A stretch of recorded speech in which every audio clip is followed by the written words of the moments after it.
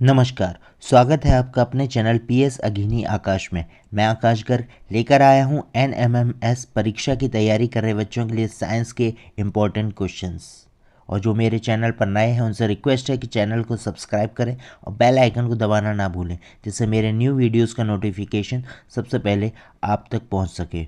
बच्चों, इन क्वेश्चंस को पढ़ना बहुत ज़रूरी है। ये क्वेश्चन मिक्स क्वेश्चन है आपके सारे चैप्टरों के, तो इस वजह से इन क्वेश्चंस को ज़रूर देखना एक बार एग्ज़ाम में जाने से पहले। तो चलिए स्टार्ट करते हैं आज का वीडियो। और आज का हमारा पहला प्रश्न है, आंसुओं में कौन सा पदार्थ खुला रहता है? जो आंसू निकलते हैं हमारी आंखों से, उनमें कौन सा पदार्थ खुला रहता है?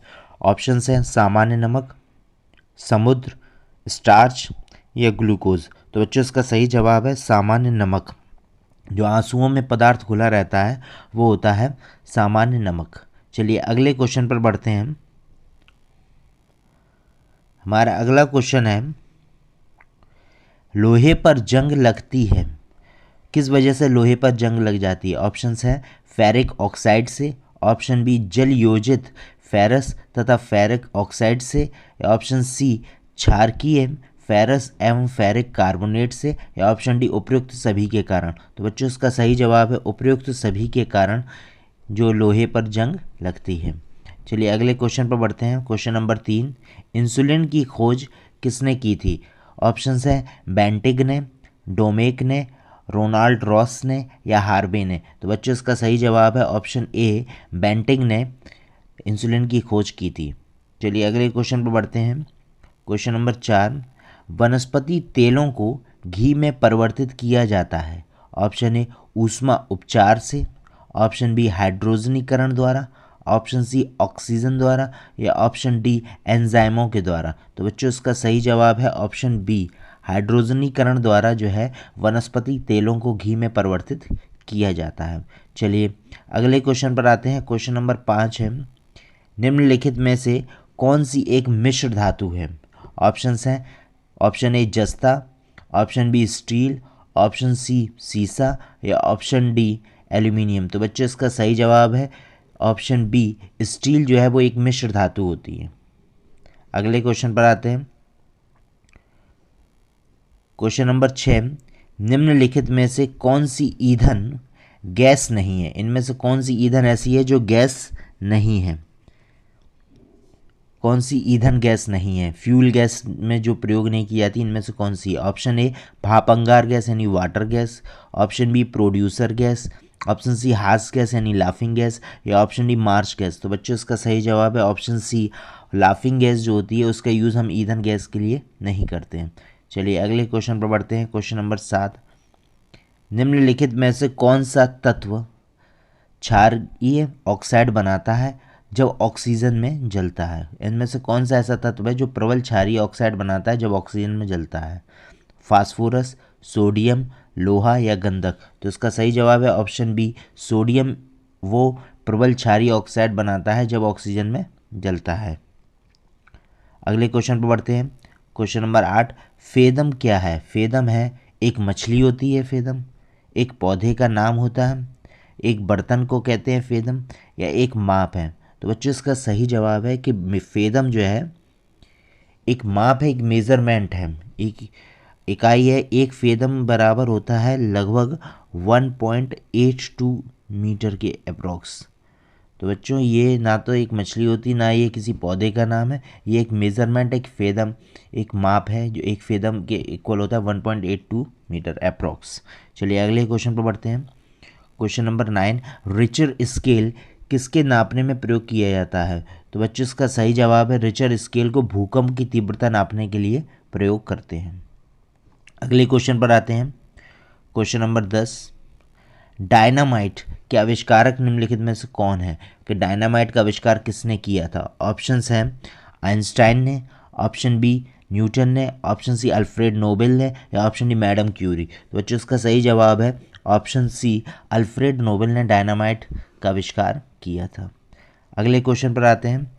Question number 11, plaster of Paris यानी पीओपी प्राप्त किया जाता है, किससे प्राप्त किया जाता है? ऑप्शन ए सोडियम बाइकार्बोनेट से, ऑप्शन बी जिप्सम से, ऑप्शन सी यूरिया से, या ऑप्शन डी कार्बन से। तो बच्चों इसका सही जवाब है ऑप्शन बी, जिप्सम से हम प्लास्टर ऑफ पेरिस यानी पीओपी प्राप्त करते हैं। अगले क्वेश्चन पर आते हैं, क्वेश्चन नंबर 12।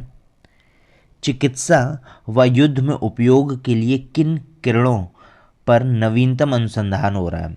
कौन सी किरणें हैं जिन पर हम नवीनतम अनुसंधान हो रहा है जो चिकित्सा में और युद्ध में दोनों में प्रयोग की जाती हैं? एक्स किरणों का, लेज़र किरणों का, गामा किरणों का, या कैथोड किरणों का? तो बच्चों इसका सही जवाब है लेज़र किरणों। जो लेज़र रेज होती हैं उनका हम चिकित्सा में भी और युद्ध में भी प्रयोग करते हैं, तो उन पर हम नवीनतम अनुसंधान कर रहे हैं। अगले क्वेश्चन पर आते हैं, क्वेश्चन नंबर 13। रडार में किस प्रकार की तरंगे होती हैं? विद्युत तरंगे, ऑप्शन बी विद्युत चुंबकीय तरंगे, ऑप्शन सी ध्वनि तरंगे, उपयुक्त में से कोई नहीं। तो बच्चों इसका सही जवाब है ऑप्शन बी, विद्युत चुंबकीय तरंगें जो होती हैं वो रडार में होती हैं। अगले क्वेश्चन पर आते हैं, क्वेश्चन नंबर 14। आकाश के नीले दिखाई देने का मुख्य कारण क्या है? जो आकाश हमें नीला दिखाई देता है तो उसका मुख्य कारण क्या है? सूर्य की रोशनी नीली होती है इस वजह से? नहीं। ऑप्शन बी, वायुमंडल में उपस्थित धूल आदि के कणों द्वारा सौर किरणों का प्रकीर्णन होने की वजह से? ऑप्शन सी, प्रकाश के परावर्तन की वजह से? या ऑप्शन डी, प्रकाश के अपवर्तन की वजह से? तो बच्चों इसका सही जवाब है ऑप्शन बी, कि जो वायुमंडल में उपस्थित धूल के कण होते हैं उनके द्वारा सौर किरणों का जो प्रकीर्णन होता है उस वजह से हमें आकाश का रंग जो है वो नीला दिखाई देता है। अगले क्वेश्चन पर आते हैं, क्वेश्चन नंबर 15।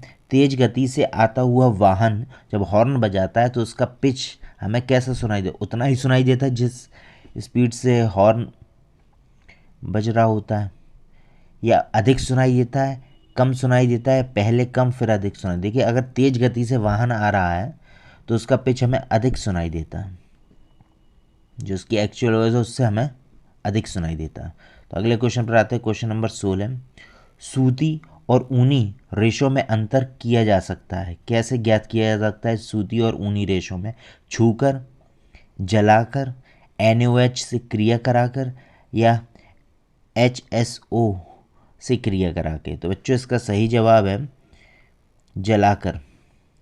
सूती और ऊनी रेशों में अंतर जो है वो हम उनको जलाकर पता कर सकते हैं कि कौन सा सूती रेशों में आता है, कौन सा ऊनी रेशों में आता है। चलिए अगले क्वेश्चन पर बढ़ते हैं, क्वेश्चन नंबर 17। बर्फ़ पर दाब बढ़ाने से उसका गलनांक क्या होता है? अगर हम बर्फ़ पर दाब बढ़ाएं तो उससे उसके गलनांक पर क्या प्रभाव पड़ेगा? गलनांक उसका घट जाएगा, बढ़ जाएगा, वही रहेगा, अपवर्तित रहेगा, या शून्य हो जाएगा? तो बच्चों इसका सही जवाब है कि घट जाएगा। बर्फ़ पर दाब बढ़ाने से उसका गलनांक घट जाता है। अगले क्वेश्चन पर आते हैं, क्वेश्चन नंबर 18 कि गर्मियों में सफ़ेद कपड़े क्यों पहने जाते हैं? जो लोग हम लोग जब गर्मियों में कपड़े ज़्यादातर सफ़ेद पहनते हैं, ऐसा क्यों? क्योंकि वो ऊष्मा के बुरे अपशोषक हैं, ऑप्शन बी क्योंकि वो सस्ते होते हैं, आकर्षक होते हैं, या इनमें से कोई नहीं? तो बच्चों इसका सही जवाब है ऊष्मा के वो बुरे अपशोषक होते हैं। जो बाहर की गर्म हवा है उसके वो बुरे अपशोषक होते हैं, क्योंकि वो उससे अपशोषित नहीं करती, इस वजह से वो सफ़ेद कपड़े अगर हम पहनते हैं तो वो उससे हमें गर्मी थोड़ी कम लगती है। अगले क्वेश्चन पर आते हैं, क्वेश्चन नंबर 19। निम्नलिखित में से गलत कथन कौन सा है? लोहा पानी में डूब जाता है, ऑप्शन बी लकड़ी पानी पर तैरती है, ऑप्शन सी पारा पानी पर तैरता है, या ऑप्शन डी पारे में लोहा तैरता है? तो बच्चों इसका जो इन चारों में जो गलत कथन है वो ऑप्शन है ऑप्शन नंबर सी, पारा पानी पर तैरता है। ये बात गलत है। चलिए अगले क्वेश्चन पर आते हैं, क्वेश्चन नंबर 20 और आज का लास्ट क्वेश्चन है कि संतरे में कौन सा विटामिन अधिक होता है? Option A vitamin D, option B vitamin A, option C vitamin C, या ऑप्शन डी विटामिन बी? तो बच्चों इसका सही जवाब है संतरे या जितने भी खट्टे पदार्थ होता है, नींबू, संतरा, आंवला, इन सभी में विटामिन सी पाया जाता है। इसका सही जवाब है ऑप्शन सी विटामिन सी। तो आज की जो क्वेश्चंस की इम्पोर्टेंट क्वेश्चंस की जो सीरीज़ थी वहीं पर समाप्त होती है। आशा है आपको ये सीरीज़ पसंद आई होगी। अगर वीडियो पसंद आया हो तो वीडियो को लाइक कीजिए, शेयर कीजिए, अधिक से अधिक बच्चों तक पहुंचाइए जिससे उनकी फ़ायदा हो सके और उनको आने वाले एग्ज़ाम NMMS में ये रामबाण का काम कर सकें। मिलते हैं आपसे अगले वीडियो में, तब तक के लिए धन्यवाद।